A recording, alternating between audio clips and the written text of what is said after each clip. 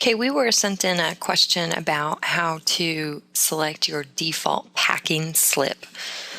All right, so I'm just going to go through that real quick. You go up here under Edit and then down to Preferences. Okay, and you're going to go ahead under Sales and Customers, Company Preferences. You have to have access to Company Preferences in Enterprise or be logged in as admin. Then over here, you can select your default packing slip.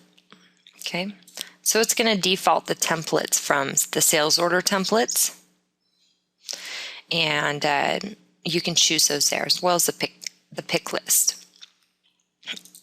And then, of course, in the templates, lists and templates area, that's where you can come in here and actually customize this template. Okay.